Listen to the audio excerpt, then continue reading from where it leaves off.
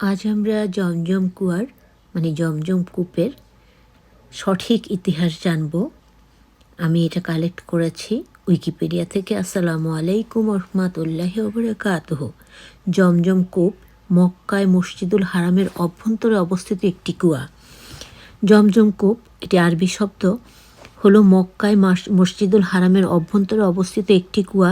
এটি কাবা থেকে 20 metre 60 foot পূর্বে অবস্থিত। ইসলামী বর্ণনা অনুযায়ী নবী ইব্রাহিম তার স্ত্রী হাজেরা ও শিশুপুত্র ইসমাইলকে মরুভূমিতে রেখে আসার পর ইসমাইলের পায়ের আঘাতের সৃষ্টি হয়। ইব্রাহিম আলাইহিসসালাম ও স্ত্রী হাজেরার পুত্র ইসমাইল সেই মরুভূমিতে তার প্রচণ্ড পানি পিপাসা লেগেছিল। মা হাজেরা তার জন্য পানি সংগ্রহ করতে এই পাহাড় থেকে ওই পাহাড়, ওই পাহাড় থেকে ওই পাহাড় দৌড়াদৌড়ি করছিলেন। ঠিক তখন সে পা দিয়ে যে পা নেড়ে নেড়ে কান্না করছিল, সেই পায়ের আঘাত থেকে এই জমজম কূপের তৈরি হয়। সুবহানাল্লাহ, আলহামদুলিল্লাহ, লা ইলাহা ইল্লাল্লাহ, আল্লাহু আকবার।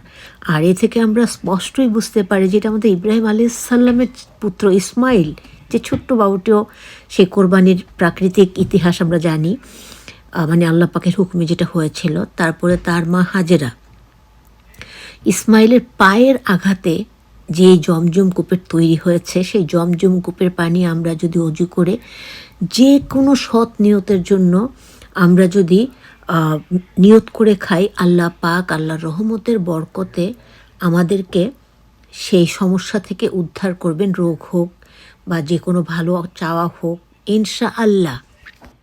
মসজিদুল হারামে আগত লোকেরা আসা লোকেরা এখান থেকে পানি পান করে। 5000 বছর ধরে এখান থেকে একটানা পানি পাওয়া যাচ্ছে। এ কারণে জমজমের কুয়াকে বিশ্বের প্রাচীনতম সক্রিয় কূপ বলে ধারণা করা হয়।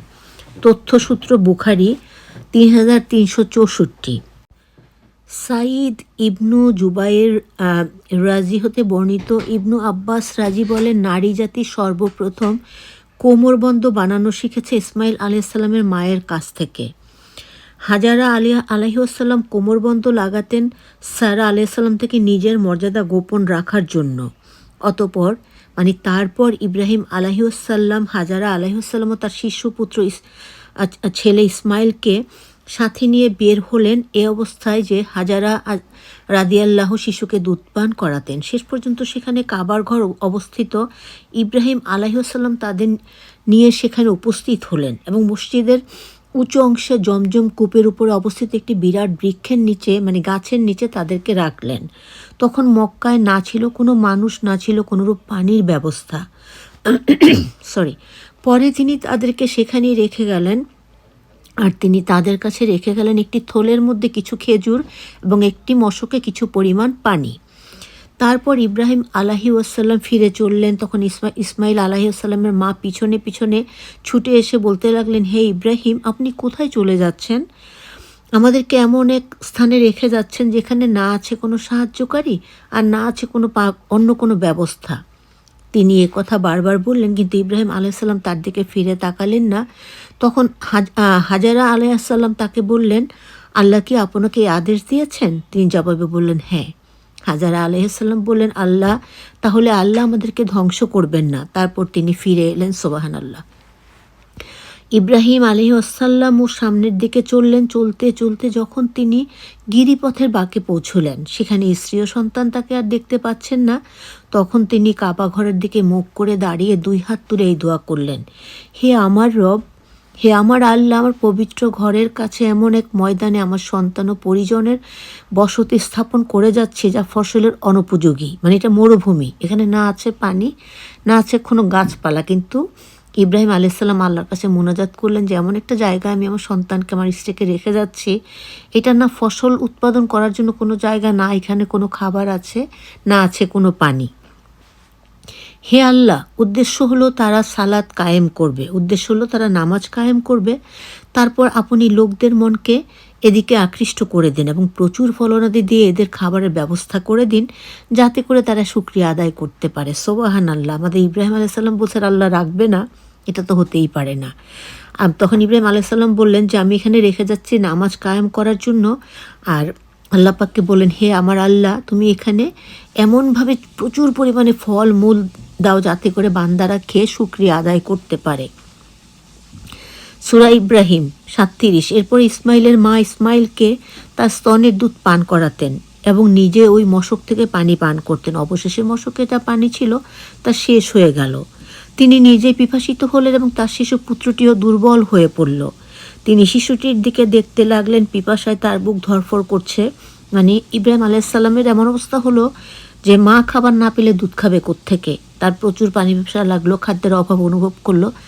মানে বিবি হাজেরা দেখতে পেলেন তার বুকের মধ্যে ছটফট করছে, মানে সে দুর্বল হয়ে পড়ছে। এ সময় শিশুপুত্রের এই করুণ অবস্থার প্রতি তাকানো অসহনীয় হয়ে পড়ায় তিনি সরে গেলেন এবং তার অবস্থানের নিকটবর্তী পাহাড় সাফাকে একমাত্র তার নিকটতম পাহাড় হিসাবে পেলেন। তারপর তিনি সেদিকে পর্বতের উপরে উঠে দাঁড়ালেন এবং ময়দানের দিকে মুখ করে এদিক সেদিক তাকালেন, দেখলেন কোথাও কাউকে দেখা যায় কিনা, কিন্তু তিনি কাউকেই দেখতে পেলেন না।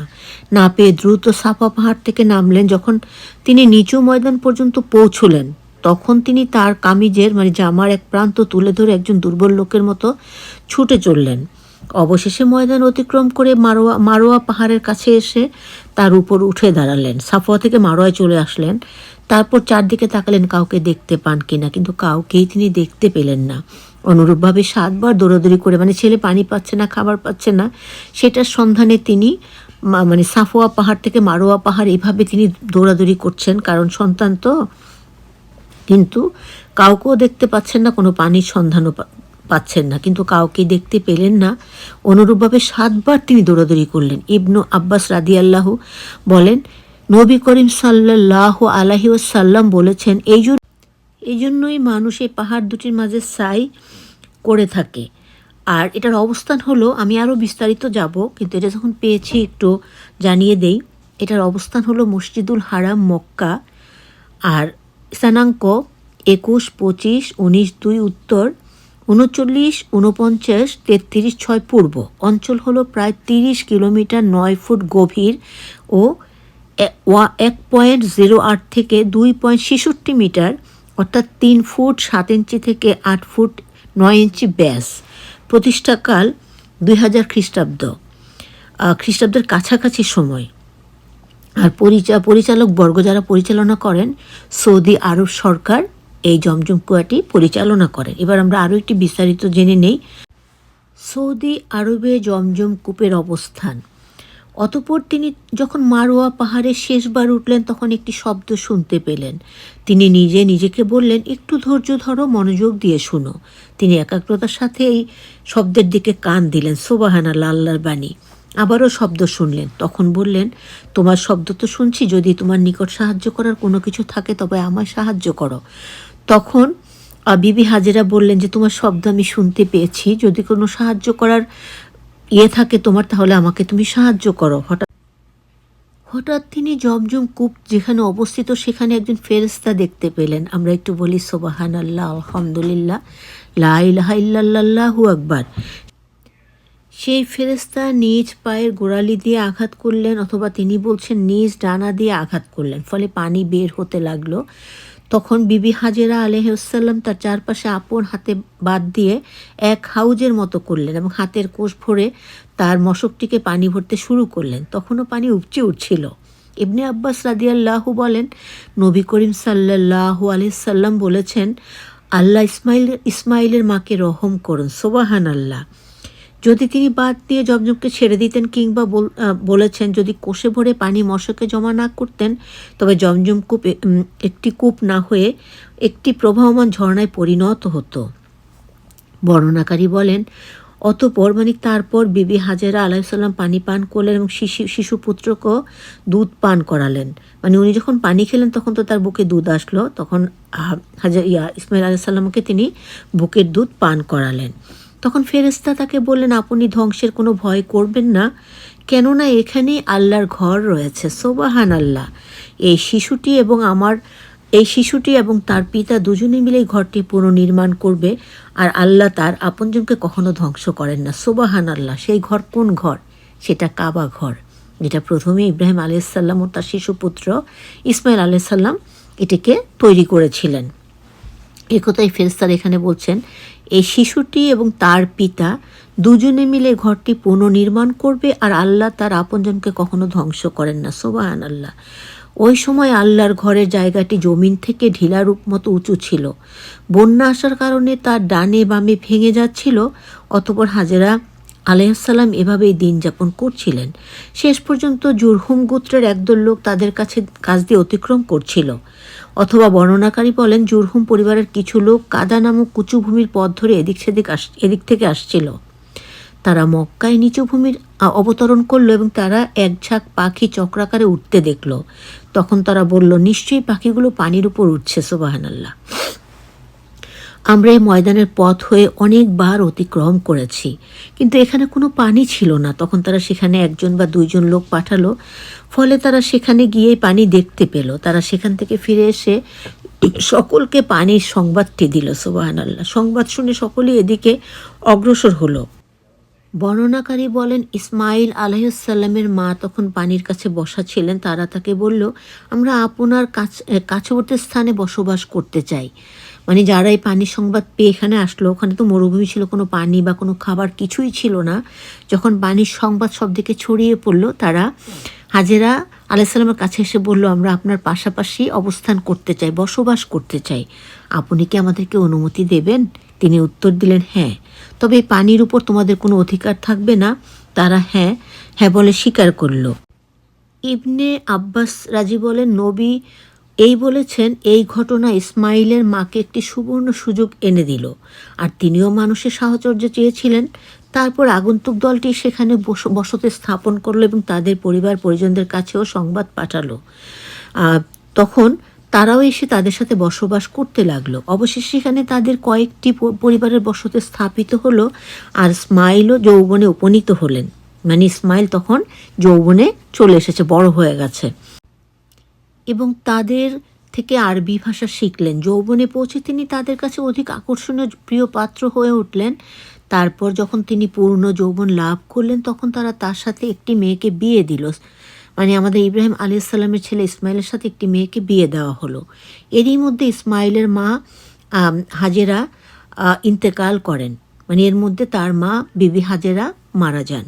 ইসমাইলের বিয়ের পর ইব্রাহিম আলাইহিসসালাম তার পরিত্যক্ত আত্মীয় স্বজনের অবস্থা জানার জন্য এখানে এলেন, কিন্তু তিনি ইসমাইলকে পেলেন না।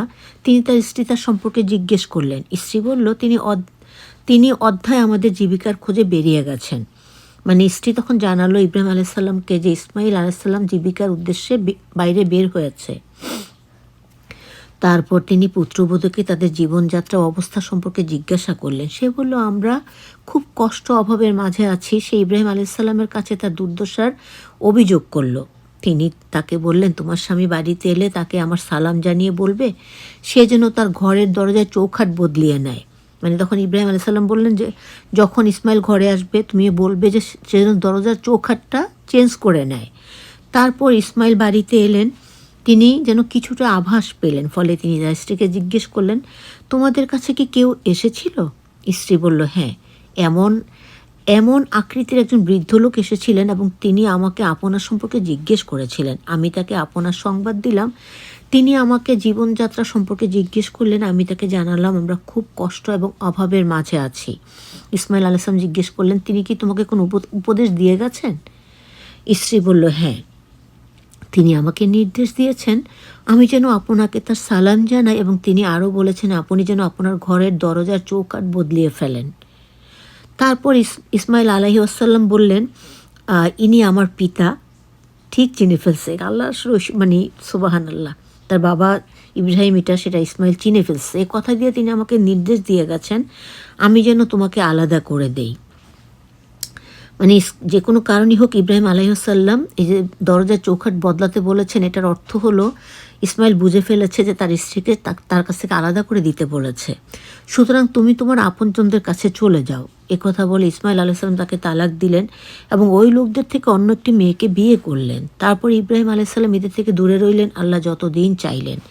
এরপর তিনি আবার এদের দেখতে আসলেন, কিন্তু এবারও তিনি ইসমাইল আলাইহিসসালামকে পেলেন না। মানে ইব্রাহিম আলাইহিসসালাম আবার তার ছেলেকে দেখতে আসলেন, তারপরও তিনি ইসমাইলকে পেলেন না।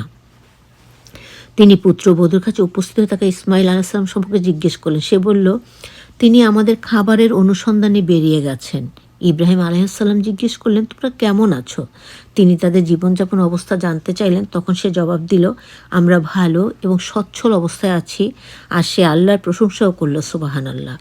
ইব্রাহিম আলাইহিসসালাম জিজ্ঞেস করলেন, তোমাদের প্রধান খাদ্য কী? সে বলল, গোশত। তিনি পুনরায় জানতে চাইলেন, তোমাদের পানীয় কী? সে বলল, পানি। ইব্রাহিম আলাইহিস সালাম এ বলে দোয়া করলেন, হে আল্লাহ, তাদের গোশত ও পানিতে বরকত দিন, সুবহানাল্লাহ। নবী বলেন, ওই সময় তাদের সেখানে কোনো প্রকার খাদ্য শস্য উৎপাদন হতো না। যদি হতো তাহলে ইব্রাহিম আলাইহিসসালাম সে বিষয়ে তাদের জন্য দোয়া করতেন। বর্ণনাকারী বলেন, মক্কা ছাড়া অন্য কোথাও কেউ শুধু গোশত ও পানি দিয়ে জীবন ধারণ করতে পারে না, কারণ শুধুমাত্র গোশত ও পানি জীবনযাপনের অনুকূল হতে পারে না। ইব্রাহিম আলাইহিসসালাম বললেন, যখন তোমার স্বামী বাড়িতে ফিরে আসবে তখন তাকে আমার সালাম জানিয়ে তাকে আমার পক্ষ থেকে আদেশ করবে সে যেন তার ঘরের দরজার চৌকাঠ ঠিক রাখে, সুবহানাল্লাহ। অতঃপর ইসমাইল আলাইহিস সালাম যখন ফিরে এলেন তখন তিনি বললেন, তোমাদের কাছে কেউ এসেছিলেন কি? কারণ ইসমাইলের দ্বিতীয় বউ কৃতজ্ঞতা প্রকাশ করেছিল, সেই জন্য ইব্রাহিম আলাইহিস সালাম অনেক খুশি হয়েছিলেন। প্রথমবার বলেছেন চৌকাঠ বদলিয়ে নিতে, মানে স্ত্রীকে চেঞ্জ করতে, এবার বলেছেন চৌকাঠ ঠিক করে নিতে। তোমাদের কাছে কেউ এসেছিলেন কি? সে বলল, হ্যাঁ, একজন সুন্দর আকৃতির বৃদ্ধ লোক এসেছিলেন এবং তার প্রশংসা করল। তিনি আমাকে আপনার সম্পর্কে জিজ্ঞেস করেছেন। আমি তাকে আপনার সংবাদ জানিয়েছি। তারপর তিনি আমাকে আমাদের যাপন সম্পর্কে জিজ্ঞাসা করেছেন। আমি তাকে জানিয়েছি যে আমরা ভালো আছি, আলহামদুলিল্লাহ। ইসমাইল আলাইহিসসালাম বললেন, তিনি কি তোমাকে আর কোনো কিছুর আদেশ করেছেন? সে বলল, হ্যাঁ, তিনি আপনাকে সালাম জানিয়ে আপনাকে নির্দেশ দিয়েছেন যেন আপনার ঘরে চৌকাঠ ঠিক রাখেন। তখন ইসমাইল আলাইহিসসালাম বললেন, ইনি আমার পিতা। পিতা মানে ইব্রাহিম আলাইহিসসালামের কথা বললেন ইসমাইল আলাইহি ওয়াসাল্লাম। তখন ইসমাইল আলাইহিসসালাম বললেন, ইনি আমার পিতা, তুমি হলে আমার ঘরের দরজার চৌকাঠ, সুবহানাল্লাহ। এ দিয়ে তিনি আমাকে নির্দেশ দিয়েছেন আমি যেন তোমাকে স্ত্রী হিসেবে বহাল রাখি। এরপর ইব্রাহিম আলাইহিসসালাম এদের থেকে দূরে রইলেন যতদিন আল্লাহ চাইলেন। পরবর্তীতে তিনি আবার এলেন, দেখতে পেলেন জমজম কূপের নিকটস্থ একটি বিরাট গাছের নিচে বসে ইসমাইল আলাইহিসসালাম তার একটি তীর মেরামত করছেন। যখন তিনি তার পিতাকে দেখতে পেলেন তিনি দাঁড়িয়ে তার দিকে অগ্রসর হলেন। তারপর একজন পিতা পুত্রের সাথে দেখা হলে যেমন করে থাকে তারা উভয় সেটা করলেন। তারপর ইব্রাহিম আলাইহিসসালাম বললেন, হে ইসমাইল, আল্লাহ আমাকে একটি কাজের নির্দেশ দিয়েছেন, সুবহানাল্লাহ। ইসমাইল আলাইহিসসালাম বললেন, আপনার আল্লাহ আপনাকে যা নির্দেশ দিয়েছেন তা করুন। ইব্রাহিম আলাইহিসসালাম বললেন, তুমি আমাকে সাহায্য করবে কি? ইসমাইল আলাইহিসসালাম বললেন, আমি আপনাকে সাহায্য করব। ইব্রাহিম আলাইহিসসালাম বললেন, আল্লাহ আপনাকে এখানে একটি ঘর নির্মাণ করার নির্দেশ দিয়েছেন। সেই ঘর কোনটি? সেই ঘর হলো কাবা ঘর, সুবহানাল্লাহ, আলহামদুলিল্লাহ, লা ইলাহা ইল্লাল্লাহ, আল্লাহু আকবার। এই বলে তিনি উঁচু টিলাটির দিকে ইঙ্গিত করলেন যে এর চারপাশে ঘেরাও দিয়ে। তখনই তারা দুজনে কাবা ঘরের দেয়াল তুলতে লাগলেন। ইসমাইল আলাইহিসসালাম পাথর আনতেন আর ইব্রাহিম আলাইহিসসালাম নির্মাণ করতেন। শেষ পর্যন্ত যখন দেয়াল উঁচু হয়ে গেল তখন ইসমাইল আলাইহিসসালাম মাকামে ইব্রাহিম নামে প্রসিদ্ধ পাথরটি নিয়ে এসে ইব্রাহিম আলাইহিসসালামের জন্য তা ঠিক জায়গায় রাখলেন। ইব্রাহিম আলাইহিসসালাম তার উপর দাঁড়িয়ে নির্মাণ কাজ করতে থাকলেন আর ইসমাইল আলাইহিসসালাম তাকে পাথর যোগান দিতে থাকেন। তখন তারা উভয়েই দোয়া করতে লাগলেন, হে আমাদের আল্লাহ, আমাদের থেকে কবুল করুন, নিশ্চয়ই আপনি সব কিছু শুনেন ও জানেন। তারা উভয়ে কাবাঘর নির্মাণ করতে লাগলেন এবং কাবাঘরের চারদিকে ঘুরে ঘুরে এই দোয়া করতে থাকেন, হে আমাদের আল্লাহ, আমাদের পক্ষ থেকে এই শ্রমটুকু কবুল করে নিন, নিশ্চয়ই আপনিই সব কিছু, সুবহানাল্লাহ, আলহামদুলিল্লাহ, লা ইলাহা ইল্লাল্লাহ, আল্লাহু আকবার। জমজম কূপের পুনর্নির্মাণ। বাদশাহ আব্দুল আজিজ ইবনে সৌদ জমজমের পূর্ণ দক্ষিণে পানি পান করার জন্য দুটি স্থান নির্মাণ করেন। দক্ষিণ দিকে 6টি এবং পূর্ব দিকে 3টি ট্যাপ লাগানো হয়। বর্তমানে কাবা ঘরের 20 মিটার দূরে অবস্থিত এই কূপটি থেকে পাম্পের সাহায্যে প্রতিদিন 20 লক্ষাধিক বেরোল পানি উত্তোলিত হয়, সুবহানাল্লাহ। এই কূপের পানি বন্টনের জন্য পানি ভাগ করে দেওয়ার জন্য 1403 হিজরিতে সৌদি বাদশাহ এক রাজকীয় ফরমান অনুযায়ী হজ মন্ত্রণালয়ের সরাসরি তত্ত্বাবধানে ইউনিফাইড জমজমা দপ্তর গঠিত হয়। এই দপ্তরে একজন প্রেসিডেন্ট ও একজন ভাইস প্রেসিডেন্ট, মোট 11 জন সদস্য, 5 শতাধিক শ্রমিক ও কর্মচারী নিয়োজিত আছেন। বাদশাহ আবদুল্লাহ জমজম পানি কমপ্লেক্সটি 2010 সালের সেপ্টেম্বরে 700 মিলিয়ন রিয়াল ব্যয়ে মক্কাতে প্রতিষ্ঠিত হয়েছিল, যা প্রতিদিন 200 লক্ষ বোতল পানি সরবরাহ করতে পারে। জমজম পানির খনিজ উপাদান, এটা স্বাস্থ্যগত দিক সম্বন্ধে আমরা জানবো। তারপরে জানবো জমজমের পানির আদব, মানে নিয়মগুলো। জমজম পানির স্বাস্থ্যগত দিক বা গুণগত মান। সৌদি সরকার জমজমের পানি সংরক্ষণ এবং বিতরণের বিষয়টি গুরুত্বের সঙ্গে দেখে। প্রতি ঘন্টা এই পানির অবস্থা নিবিড়ভাবে পর্যবেক্ষণ করা হয়। সৌদি ভূতাত্ত্বিক জরিপের সভাপতি জুবাইর নাওয়ার জানান যে জমজম কূপ এবং এটির পানি নিরাপত্তা নিশ্চিত করার জন্য পর্যাপ্ত ব্যবস্থা রয়েছে। নিয়মিতভাবে জমজম কূপের পানির গুণগত মান পর্যবেক্ষণের ব্যবস্থা রয়েছে। সৌদি ভূতাত্ত্বিক জরিপ সংস্থার বিশেষজ্ঞরা প্রতিদিন জমজমের অবস্থা নিরীক্ষণ করে। প্রতিদিন পরীক্ষা এবং গবেষণার জন্য প্রাণীটির 3টি নমুনা সংগ্রহ করা হয়, যাতে নিশ্চিত হওয়া যায় যে কোনোরূপ বিদূষণ ঘটেনি। গভীর পর্যবেক্ষণের মাধ্যমে পানি সরবরাহ করা হয় এবং ক্ষতিকারক ব্যাকটেরিয়া হত্যার জন্য অতি বেগুনি রশ্মি প্রয়োগ করা হয়। জমজমের পানি সুরক্ষার জন্য স্টেনলেস স্টিলের পাইপের মাধ্যমে শীতলীকরণ কেন্দ্রে যায়, অতঃপর গ্র্যান্ড মসজিদে। বিশ্ব স্বাস্থ্য সংস্থার মতে স্বাভাবিক পানিতে আর্সেনিকের গ্রহণযোগ্য মাত্রা প্রতি লিটারে 10 মাইক্রোগ্রাম। যদি পানিতে এই মাত্রা বৃদ্ধি পায় তাহলে সেই পানি কিডনি ও লিভারের জন্য ক্ষতিকারক এবং ক্যান্সারের কারণও হতে পারে। জমজমের পানিতে আর্সেনিকের মাত্রা বিশ্ব স্বাস্থ্য সংস্থার অনুমোদিত মাত্রার চেয়ে অনেক কম। মক্কায় নতুন প্রতিষ্ঠিত বাদশাহ আবদুল্লাহ জমজম পানি বিতরণ কেন্দ্রটির উন্নত সুবিধায় সজ্জিত এবং সেখানে আন্তর্জাতিক মান অনুযায়ী বোতলজাত করা হয়। জীবাণুমুক্ত করার পর বোতলজাত করতে আধুনিক পদ্ধতি প্রয়োগ করা হয়। বাদশার তত্ত্বাবধানে গভীর পর্যবেক্ষণের মাধ্যমে পানি সরবরাহ করা হয় এবং ক্ষতিকারক ব্যাকটেরিয়া হত্যার জন্য অতি বেগুনি রশ্মি প্রয়োগ করা হয়। সৌদি আরবের জিওলজিক্যাল সার্ভের একটি জমজম স্টাডি অ্যান্ড রিসার্চ সেন্টার যারা এই কূপের পানির মান, গভীরতা, অম্লতার মাত্রা এবং তাপমাত্রার দিকে নিয়মিত নজর রাখে। প্রতিদিন ট্যাঙ্কারে করে অন্তত 120 টন জমজমের পানি মদিনার মসজিদে নববীতে নিয়ে যাওয়া হয়। পরিবহনের সময় এই পানি যাতে কোনোভাবে দূষিত না হয় সেদিকে বিশেষ দৃষ্টি দেয়া হয়ে থাকে। ফরাসি পরীক্ষাগারে জমজমের পানির উপর পরিচালিত পরীক্ষায় দেখা গেছে যে মূল উৎস থেকে নেওয়া নমুনার সময় পরিচালিত বৈজ্ঞানিক পরীক্ষায় প্রমাণিত হয়েছে যে জমজম পানি পান করার জন্য ভালো। রাষ্ট্রীয়ভাবে জমজম পানি রপ্তানি করা হয় না। সৌদি সরকার জমজমের পানির অবৈধ বিক্রিও নিষিদ্ধ করেছে। জমজমের পানি পানের আদব বা নিয়মাবলী। ইসলামের বিধান অনুযায়ী পানি উপবিষ্ট অবস্থায় পান করতে হয়, কিন্তু জমজমের পানি দাঁড়িয়ে পানের বিধান রয়েছে। একজন মুসলিম জমজমের পানি পান করার সময় কিবলার দিকে মুখ করে দাঁড়াবেন এবং আল্লাহর নাম নিয়ে 3 ঢোকে জমজমের পানি পান করবেন। ইবনে আব্বাস থেকে বর্ণিত, রাসূল করিম সাল্লাল্লাহু আলাইহি ওয়াসাল্লাম দাঁড়িয়ে জমজমের পানি পান করেছেন। হজে গেলে মানুষ জমজমের পানি সাথে নিয়ে আসে, এটি মুসলিমদের জন্য পবিত্র মনে করা হয়। আমরা আজকে জমজম কূপের ইতিহাস জানলাম উইকিপিডিয়া থেকে, আর সেই সাথে জানলাম কাবাঘর নির্মাণের কিছুটা কাহিনী আর কি। মানে প্রথমে কে কাবাঘর নির্মাণ করেছিলেন, সে কাবাঘর নির্মাণের কাহিনী।